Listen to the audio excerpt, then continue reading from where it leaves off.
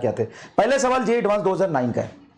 अब ये है तो जे एडवांस 2009 का सवाल, लेकिन होगा एक लाइन में और सिर्फ लैंग्वेज का खेला है, सिर्फ लैंग्वेज का खेला और कुछ नहीं है। चलिए सवाल देखिए क्या कह रहा है। लुक एट द ड्रॉइंग, ठीक है, look look at the drawing, तेरा चेहरा देखो उधर बैगन जैसा देख, look at the drawing which has been drawn with the ink of uniform line thickness, ink से ड्रॉ किया।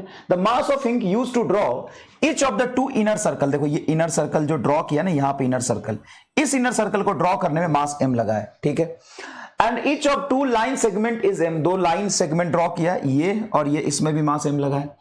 the mass of the ink used to draw the outer circle is 6m, इस इंक से ये draw किया, इसमें लगा है 6m का मास, कितना 6m का मास लगा है, ठीक है। Three coordinate of the center of the different part are used as 0, 0. The coordinate of the center of the different parts are outer circle 0, 0. तो outer circle का मास कितना था 6m, और वो कहां पे कोऑर्डिनेट है उसका ओरिजिन, सेंटर कहां पे है उसका 0, 0 पे। मतलब पूरा रिंग का जो centre of mass, geometrical centre बीच में होता है, कंप्लीट रिंग है ना, हाफ रिंग नहीं है, उसका सेंटर ऑफ मास बीच में होगा।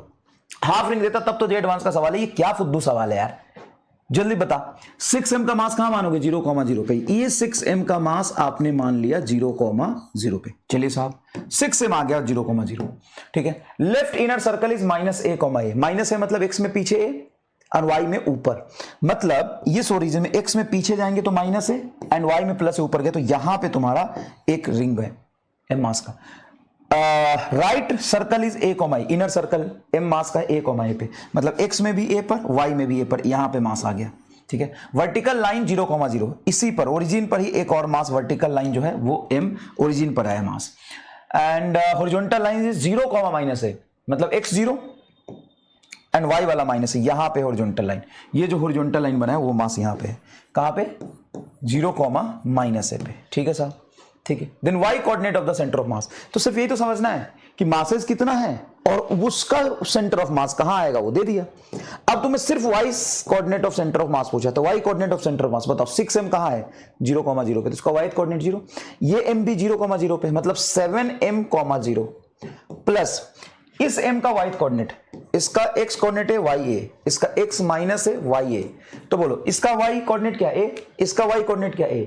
क्या लिखोगे, दो मास a, a, मतलब भाई इसका y coordinate m into a, चलो ऐसे लिख लो m into a plus m into a, और इसका y कोऑर्डिनेट माइनस है m इंटू माइनस a बटा टोटल मास 6, 1, 7, 1, 8, 1, 9, 1, 10, 10m।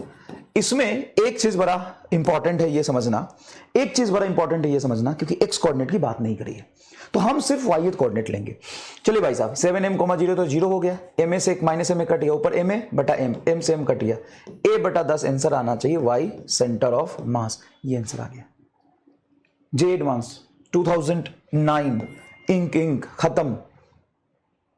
ये तुम पढ़ते पढ़ते अगर दिमाग में ड्रॉ कर लोगे, ये 0, 0 पे है, ये m -a, a पर है, ये प्लस a, a पर है, ये 0, 0 पे है, ये 0, -a पे, ये तो लिखा है, बस उसका मासेस रख के खत्म, 2 लाइन का कैलकुलेशन।